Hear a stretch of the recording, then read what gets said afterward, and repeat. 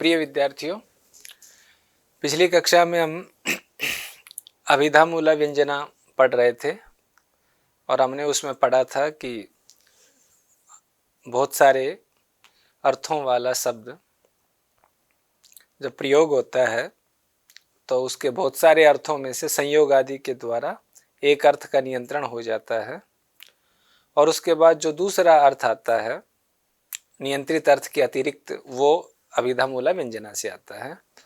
और उसमें हम संयोग आदि की चर्चा हम कर रहे थे, तो हमने संयोग का उदाहरण पढ़ लिया था, विप्रयोग का भी पढ़ लिया था, साचर्य, विरोधिता, अर्थ, प्रकरण, लिंग तक हमने पढ़ लिया था। अब हम पढ़ेंगे अन्य शब्द की सन्निधि।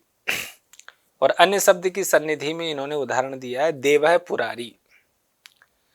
तो यहां पर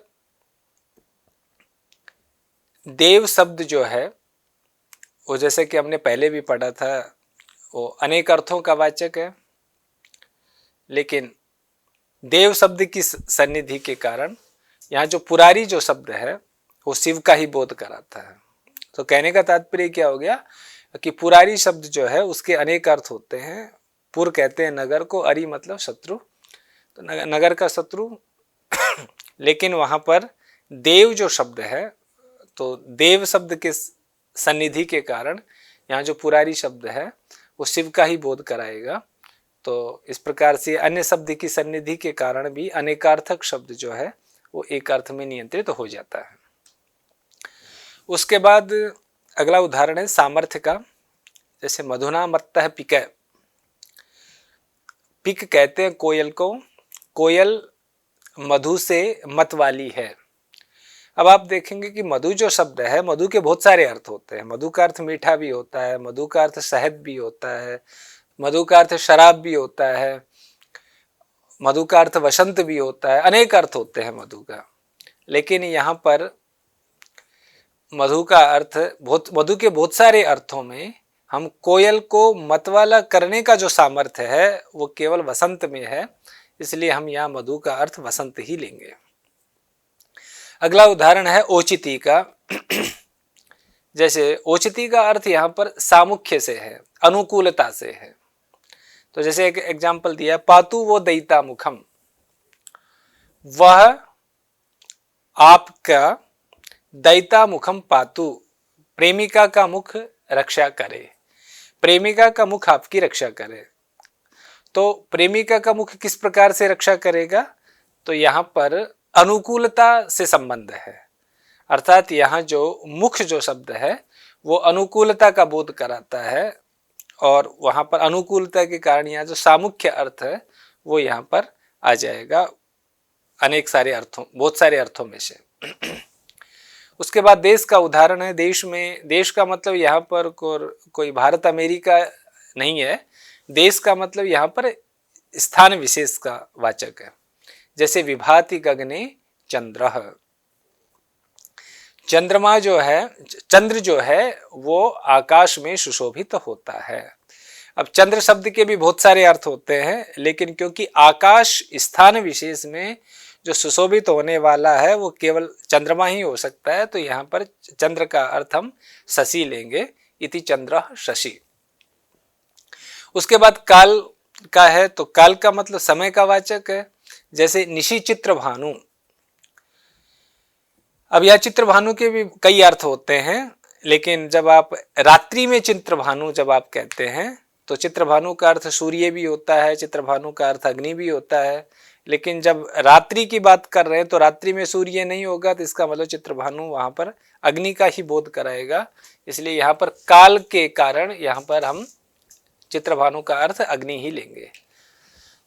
तो व्यक्ति जो है यहाँ पर पुल्लिंग स्त्रीलिंग का वाचक है। जैसे एक एग्जाम्पल यहाँ पर दिया, भाति रथांगम। तो यहाँ पर जो रथांग जो शब्द है उस पर हमें विचार करना है। रथांग जो शब्द है वो पुल्लिंग में भी प्रयोग होता है और नपुंसकलिंग में भी प्रयोग होता है। ठीक है, तो अगर यहाँ पर जैसे नपुंसकलिंग में प्रयोग है तो इसलिए यहाँ रथांगम शब्द का अर्थ चक्र ही होगा। इसका मतलब यहाँ पर जो व्यक्ति है, व्यक्ति मीन्स लिंग जो है, उसके कारण यहाँ पर रथांग शब्द के दो अर्थ हो सकते थे।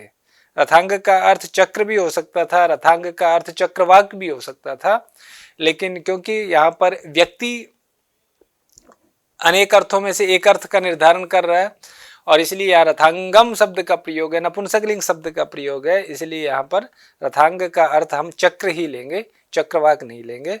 इसका एक और भी आपके बहुत सारे व्यवहार में एक अर्थ, बहुत सारे आपके व्यवहार में एक प्रयोग आप करते हैं, जैसे मित्र शब्द है। तो मित्र जो शब्द है उसका अर्थ सखा भी होता है और मित्र का अर्थ सूर्य भी होता है, बिल्कुल इसी प्रकार का उदाहरण है। तो हम मित्र का अर्थ सूर्य लेंगे या सखा लेंगे तो वहां पर भी लिंग ही निर्धारण करता है, व्यक्ति ही निर्धारण करता है। अगर मित्र का अर्थ, मित्र का प्रयोग अगर पुल्लिंग में हो रहा है तो इसका अर्थ हम सूर्य लेंगे, और अगर मित्र का अर्थ अगर नपुंसकलिंग में प्रयोग हो रहा है तो इसका अर्थ हम मित्र लेंगे, सखा लेंगे। अब उसके बाद इसका जो अंतिम है स्वर, अब ये बहुत विस्तार से इसमें समझने की, बहुत विस्तार से आचार्य विश्वनाथ ने इसका प्रतिपादन किया है और ये हमें समझने की आवश्यकता भी है। तो सबसे पहले विश्वनाथ कहते हैं स्वरस्तु वेदे एव विशेष प्रतीतिकृत। स्वर तो वेद में ही विशेष प्रतीति कराने वाला होता है। जैसे आपने एक उदाहरण पढ़ा होगा निरुक्त में, इंद्र शत्रु वर्धस्व, तो वहां पर वेद में जो उदात्त अनुदात्त स्वरित जो स्वर होते हैं उनके कारण हमें एक ही शब्द है, लेकिन वहां पर स्वर कहाँ लगा है, कौन सा स्वर कहाँ लगा है, उस आधार पर उसमें अर्थ का बोध हो जाता है। अब यहां पर इसने लिखा है स्वरस्तु वेदे एव विशेष प्रतीतिकृत। स्वर जो होता है वो वेद में ही विशेष प्रतीति कराने वाला होता है, न काव्य इति तस्य विषयो उदाहरित है, इसलिए हमने काव्य में उसका उदाहरण नहीं दिया है। अब यहाँ पर ध्यान रखना बच्चे एक बात, सबसे पहली बात तो आपको ये ध्यान रखनी है कि हमने अब जितने भी ये संयोग विप्रयोग साचर्य विरोधिता के जो हमने उदाहरण पढ़े हैं वहां सब जगह अनेकार्थक शब्द का प्रयोग किया गया था, बहुत सारे अर्थ आए और बहुत सारे अर्थों में से किसी एक अर्थ का हमें निर्धारण करना था। इसके लिए हमने संयोग विप्रयोग साचर्य विरोधिता आदि की सहायता ली है। ठीक है, स्वर जो है जैसे वेद में जो स्वरों का प्रयोग होता है, उदात्त है, अनुदात्त है, स्वरित है, तो ये जो तीन प्रकार के स्वर हैं ये वेद में ही विशेष प्रतीति कराने वाले होते हैं, काव्य में नहीं होते, इसलिए आचार्य विश्वनाथ ने उसका उदाहरण यहाँ पर नहीं दिया। और यहाँ पर विशेष प्रतीति कराने का भी तात्पर्य यहाँ पर हमें कराते होंगे, हमें उससे मतलब नहीं है, हमें केवल इसका मतलब है कि जब अनेकार्थक शब्द होगा, शब्द के बहुत सारे अर्थ होंगे और बहुत सारे अर्थों में से हमें कोई एक अर्थ निर्धारित करना होगा, क्या उस समय स्वर की कोई भूमिका होती है या नहीं होती। तो जैसे आपने भी काव्य के बहुत सारे, आपने रघुवंश देखा होगा, आपने नीति शतक देखा होगा, आपने अभिज्ञान शाकुंतल देखा होगा, तो आपने इस तरह के काव्यों से तो आप परिचित हैं, तो आप देखते हैं कि उसमें कहीं भी स्वर नहीं लगे हुए होते लौकिक संस्कृत में, इसलिए स्वरों का काव्य में कोई प्रयोग नहीं होता, काव्य में उनकी कोई विशेष भूमिका नहीं होती, इसलिए आचार्य विश्वनाथ ने उसका कोई उदाहरण नहीं दिया।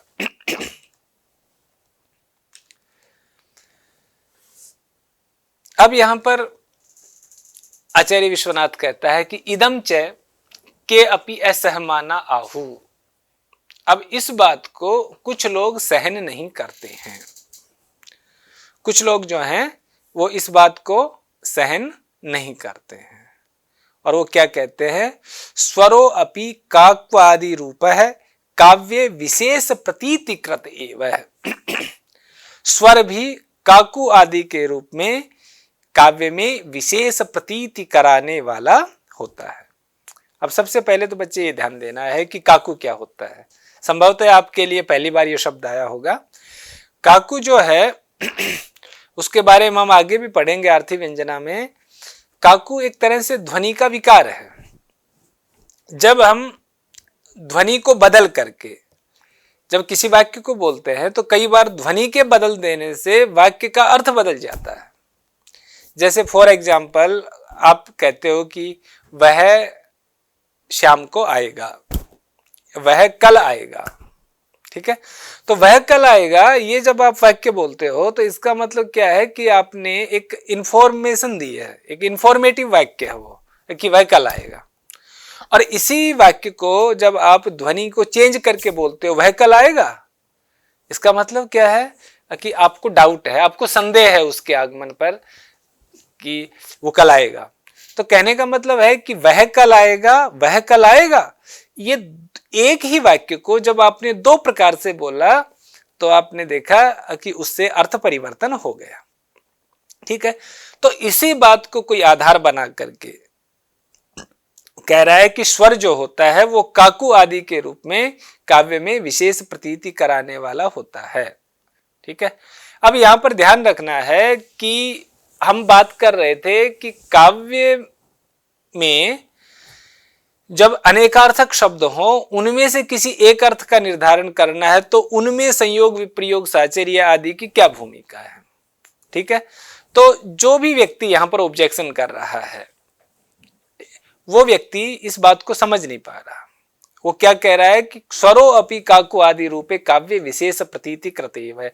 हम विशेष प्रतीति की बात कर ही नहीं रहे हैं, हम तो केवल इतनी सी बात कर रहे हैं कि कोई ऐसे शब्द का प्रयोग हो गया जो एक से ज्यादा अर्थ दे रहा है और हमें केवल एक अर्थ डिसाइड करना है। तो एक अर्थ को डिसाइड करने में क्या स्वर की कोई भूमिका होती है या नहीं होती, हम तो उस रूप में कह रहे हैं। ठीक है, तो आचार्य जो प्रतिपक्षी आचार्य है वो पहली बात तो ये कह रहा है कि काकू आदि के रूप में स्वर जो है वो काव्य में विशेष प्रतीति कराने वाला होता है। दूसरी बात, उदात्तादि रूपो अपि मुने पाठोक्त दिशा श्रृंगारादि रस विशेष प्रतीति कृतेव एतत् विषये उदाहरणम उचितमेव। और उदात्त आदि जो होते हैं वो श्रृंगारादि रस विशेष में श्रृंगारादि रस विशेष की प्रतीति कराने वाले होते हैं। अर्थात आचार्य भरत ने उल्लेख किया है कि कौन से रस में कौन से स्वर जो है वो विशेष प्रतीति कराने वाला होता है। तो इसलिए यहां पर जब हम संयोग विप्रयोग साहचर्य आदि का जब हम उदाहरण दे रहे हैं तो यहां पर हमें किसका उदाहरण देना चाहिए, स्वर का भी एक उदाहरण हमें देना चाहिए। अब यहां पर देखिए कि हम विश्वनाथ क्या कह रहे हैं वो तो हम बाद में पढ़ेंगे। वस्तुतः जैसे मैंने अभी थोड़ी देर पहले भी आपसे निवेदन किया था कि हमारा जो इस समय फोकस होना चाहिए वो इस पर होना चाहिए कि बहुत सारे अर्थों को देने वाला शब्द है और हमें से किसी एक अर्थ को डिसाइड करना है, उसके लिए संयोग विप्रयोग आदि की स्वर की क्या भूमिका होगी। अब यहाँ पर जो दो इन्होंने यहाँ पर प्रकरण रखे हैं, दो यहाँ पर उदाहरण दिए हैं कि काकू आदि के रूप में, तो काकू आदि के रूप में तो स्वर जो है वो विशेष प्रतीति कराने वाला होता है। इसका मतलब बहुत सारे अर्थों में से किसी एक अर्थ को नियंत्रित नहीं करता काकू आदि के रूप में। और यही स्थिति उदात्त आदि के रूप में भी है। अगर उदात्त आदि जो है स्वर, उदात्त आदि जो स्वर हैं वो श्रृंगारादि रस विशेष में विशेष प्रतीति कराने वाले होते हैं। ठीक है, तो रस आदि विशेष में तो रस श्रृंगारादि रस जो होते हैं वो व्यंग्य हैं, तो व्यंग्य विशेष की प्रतीति कराने वाले हो सकते हैं। उसमें हमें किसी प्रकार का कोई आश्चर्य नहीं है, किसी प्रकार का कोई हमारा ऑब्जेक्शन भी नहीं है। लेकिन आप ये कहो कि जब अनेकार्थक, बात तो अनेकार्थक शब्दों की हो रही है कि आपके पास दो या दो से ज्यादा अर्थ आ गए और अब हमें एक ही अर्थ चाहिए, तो उसमें क्या कोई स्वर की भूमिका हो सकती है। तो उस प्रकार का हम देख रहे हैं कि आचार्य विश्वनाथ ने यहाँ पर जो उदाहरण जो नहीं दिया है और प्रतिपक्षी कह रहा है कि आपको स्वर का भी कोई एक उदाहरण देना चाहिए था। तो ये जो प्रतिपक्षी ने जो दो उदाहरण यहाँ पर प्रस्तुत किए हैं ये दोनों ही व्यंग्य विशेष की प्रतीति कराने वाले उदाहरण हैं। इनका अगर आप देखा जाए तो वाच्य, बहुत सारे वाच्यों के आ जाने पर, बहुत सारे वाच्यार्थ के आ जाने पर किसी एक अर्थ का नियंत्रण करने में इसकी किसी प्रकार से कोई भूमिका हमें यहाँ पर दिखाई नहीं देती। इसी बात को हमने यहाँ पर हिंदी में भी दिया है कि ये आप देख लेंगे इसमें। अब उसके बाद हम आगे चलते हैं। अब यहाँ पर विश्वनाथ का अब उस पर उत्तर आ रहा है। विश्वनाथ कहते हैं कि तत् न, वो ठीक नहीं है। क्यों ठीक नहीं है? स्वरः काक्वादये उदात्तादयो वाह व्यंग्य रूपम एवं विशेष प्रत्यायन्ति। जैसा कि अभी हम थोड़ी देर पहले चर्चा कर रहे थे, कि ये हम कब मना कर रहे हैं कि काकू आदि के रूप में या उदात्त आदि के रूप में का जो स्वर होते हैं वो विशेष अर्थ की प्रतीति कराने वाले होते हैं। ऐसा तो हमने आज तक कभी मना ही नहीं किया है। प्रश्न यहाँ ये है कि जब अनेकार्थक शब्द है और उसका प्रयोग हो गया और उससे बहुत सारे अर्थ आ रहे हैं, तो क्या वहां पर स्वर किसी एक अर्थ को निर्धारित करने में कोई भूमिका उसकी है या नहीं है? तो हम देख रहे हैं कि वहां उस प्रकार की कोई भूमिका नहीं है। तो इसी बात को यहाँ पर आचार्य विश्वनाथ कहते हैं कि स्वरः काकुआदयः उदात्तादयो वा व्यंग्य रूपम एवं विशेषम प्रत्यायन्ति, कि स्वर काकु आदि के रूप में या उदात्त आदि के रूप में व्यंग्य रूप विशेष का ही बोध कराते हैं।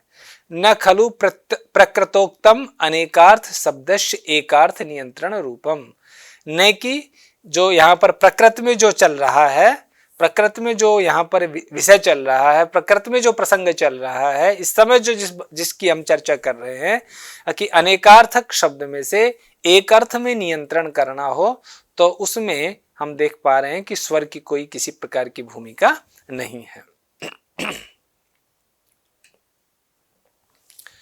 अब वहां पर विश्वनाथ एक बात और कहते हैं कि देखिए, किम च यदि यत्र क्वचित अनेकार्थ शब्दानां प्रकरणादि नियम अभावात् अनियंत्रितयो अपि अर्थयो अनुरूप स्वर वसेन एकत्र नियमनम वाच्यम तथा तदावित स्थले श्लेषान अनंगीकार प्रसंग तथा न च तथा।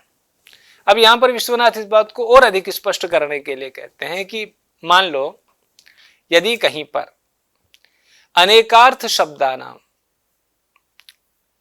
शब्द कैसा है? अनेक अर्थों को देने वाला है। अगर अनेक अर्थों को देने वाला शब्द है तो इसका मतलब उसका अभिधा मूला व्यंजना में उसका प्रयोग होता है।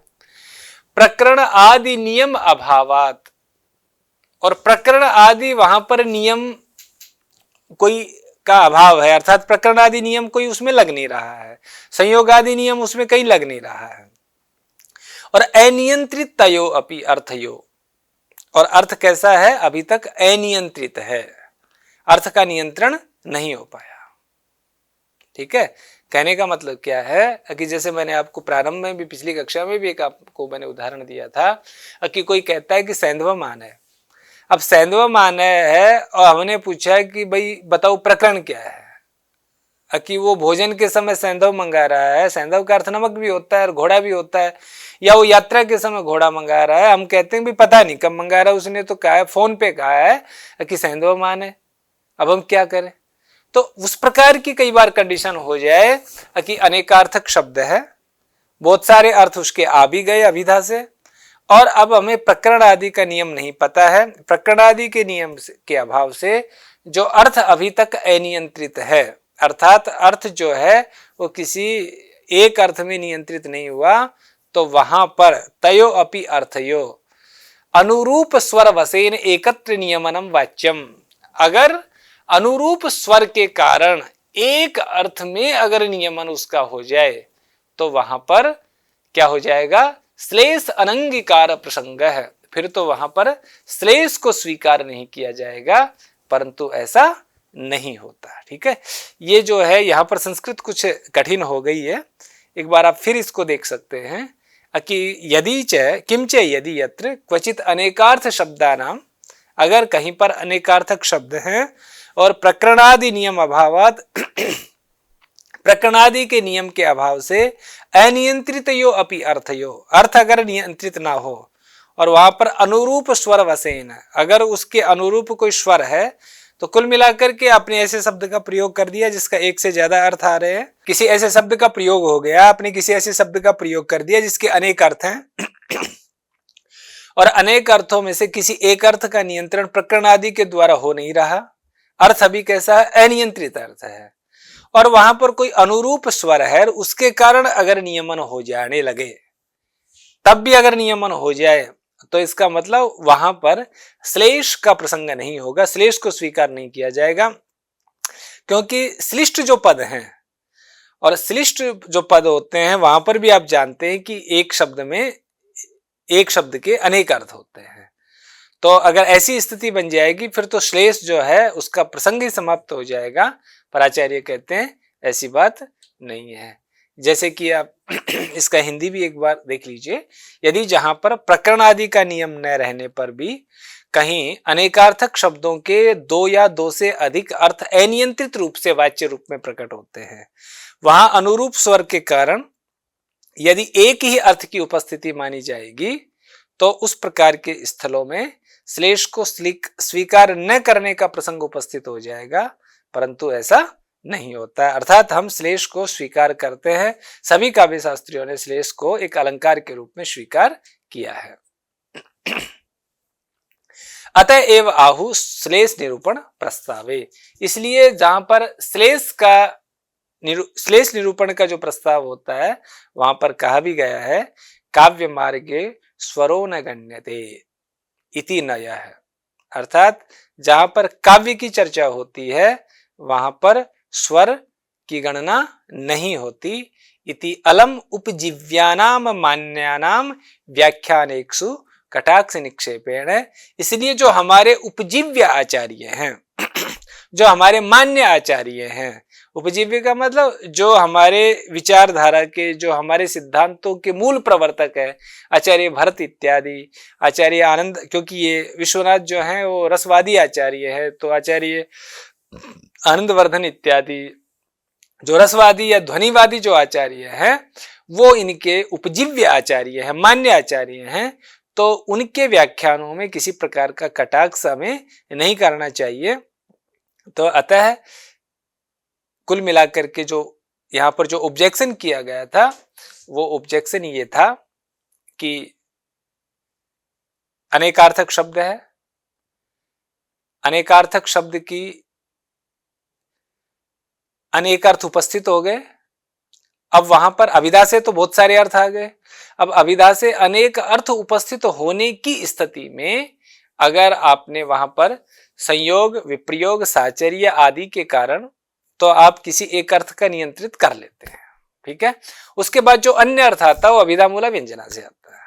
लेकिन और इन्होंने संयोग, विप्रयोग, साचर्य इत्यादि 13 जो बिंदु है उन 13 के 13 का इन्होंने उदाहरण भी दिए हैं, पर आप देखते हैं कि स्वर का कोई उदाहरण नहीं दिया था। तो इन्होंने कहा था कि आपको स्वर का भी उदाहरण देना चाहिए था, क्योंकि स्वर जो है वो काकु आदि के रूप में, उदात्त आदि के रूप में विशेष प्रतीति का हेतु होता है।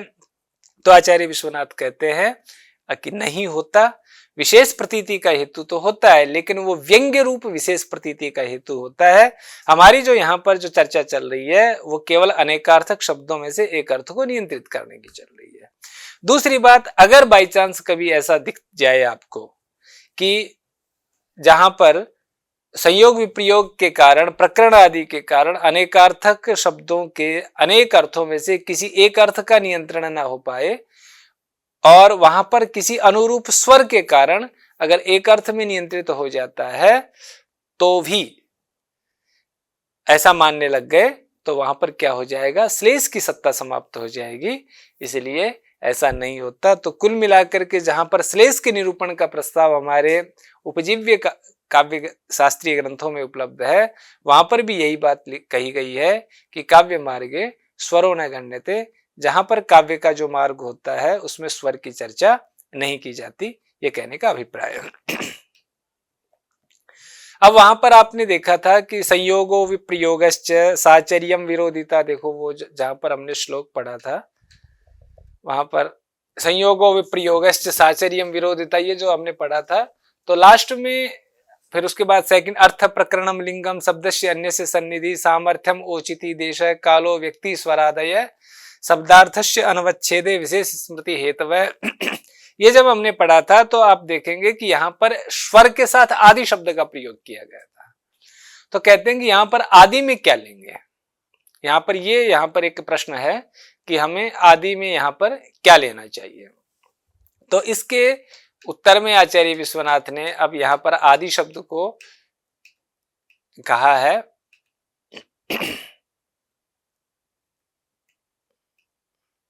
आदि शब्दात एतावन मात्र स्तनी इत्यादो हस्तादि चेष्टादि भी स्तनादि नाम कमल कोरकाद्याकारकत्वम। कि यहां पर आदि शब्द जो है वो हाथ इत्यादि की चेष्टाओं के लिए है। जैसे कोई व्यक्ति जो है हाथ आदि की चेष्टाओं से, वैसे किसी नायिका का वर्णन कर रहा है और वो कह रहा है एतावन मात्र स्तनी, इस प्रकार से वो हाथ का कोई चिन्ह बना करके हाथ से कोई कमल कोरक आदि का आकार बना रहा है और उससे कह रहा है कि वो इतने से इतने मात्र स्तनों वाली है। तो कहने का अभिप्राय है कि यहाँ कई बार हम हाथ आदि की चेष्टाओं से कुछ अर्थ को हम ग्रहण करा देते हैं, तो वहां उसके सेंस में यहां पर यह बात कही गई है। तो जैसे विश्वनाथ कहते हैं कि आदि शब्दात, यहां पर जो स्वर आदि के साथ, अर्थात ये भी विशेष अर्थ का बोध कराते हैं। जैसे मान लो कोई पूछ रहा है कि अच्छा इस समय वो कैसा लग रहा है, ठीक है, तो कैसा लग रहा है तो इसका मतलब क्या हो गया। जैसे फॉर एग्जाम्पल हम आपको एक उदाहरण देते हैं कि जैसे आपके एक पूरा मित्र समुदाय है, हम मित्र समुदाय में 5-7 लोग हैं, अचानक वो एक डिग्री के बाद सभी अलग अलग हो गए। अब वहां पर 2 व्यक्ति एक साथ रहते हैं और उन 2 व्यक्तियों में से एक व्यक्ति जो है वो आकर के आपके पास आता है और वो कहता है कि भाई आप भी तो उसी के साथ रहते हो, बताओ वो इस समय कैसा है। और आप कहते हैं कि और आप कहते हैं कि यार इस समय तो उसकी मत पूछो, इस समय उसका इतना सा चेहरा हो गया है, इतना सा वो दिखाई देने लग गया है। तो जब आप उससे कहते हैं कि हाथ में उसका इतना सा चेहरा हो गया है, तो इससे क्या है कि इसका मतलब वो कमजोर हो रहा है। और जब कोई व्यक्ति ये पूछता है कि वो कैसा नजर आ रहा है, तो कैसा नजर आने में तो वो हष्टपुष्ट भी नजर आ सकता है, कमजोर भी नजर आ सकता है, उदास भी नजर आ सकता है।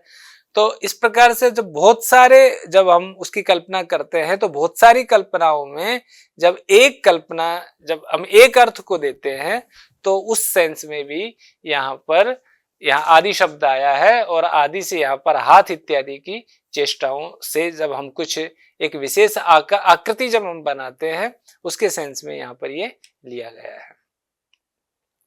अब यहाँ पर इसको हम कंक्लूज कर देते हैं कि एकस्मिन्नेव अर्थे अभिधया नियंत्रिते, ठीक है। अब अनेकार्थक शब्द है, अब अनेकार्थक शब्दों में से एक अर्थ जो है वो तो आपका आ गया अभिधा से, जो बहुत सारे अर्थ हैं वो तो आपके आगे अभिधा से। संयोग आदि ने आकर के क्या कर दिया कि अनेकार्थक में से एक अर्थ को नियंत्रित कर दिया, और जब एक अर्थ को नियंत्रित कर दिया उसके बाद में क्या होगा कि या शब्दस्य अन्यार्थ बुद्धि हेतु शक्ति ही, अब उस शब्द की जो अन्य अर्थ को बताने वाली जो शक्ति है वो क्या है, अभिधा मूला व्यंजना है, ये कहने का अभिप्राय है। तो फिलहाल के लिए हम यहीं पे अपनी बात को समाप्त करते हैं और अगली जब हम कक्षा में मिलेंगे तो अभिधा मूला व्यंजना का हम उदाहरण पढ़ेंगे। तो अब हमने अभिधा मूला व्यंजना का जो कॉन्सेप्ट है वो पूरा पढ़ लिया है। अगर उसको एक बार हम संक्षेप में अगर उसको रिपीट करें तो हम ये कह सकते हैं कि अनेकार्थक शब्द होगा, अनेकार्थक शब्दों में से अभिधा से अनेक अर्थ आएंगे। अब उसके बाद क्या होगा कि संयोग विप्रयोग आदि के द्वारा अनेकार्थक शब्दों में अनेक अर्थों में से किसी एक अर्थ की हमें क्या करना पड़ेगा, उसमें नियंत्रण करना पड़ेगा। अब एक अर्थ का जो नियंत्रण हो गया उसके बाद जो अन्य अर्थ की प्रतीति होगी वो किससे होगी, अभिधा मूला व्यंजना से होगी। तो आपका बहुत बहुत धन्यवाद और अगली कक्षा में हम अभिधा मूला व्यंजना के उदाहरण से प्रारंभ करेंगे।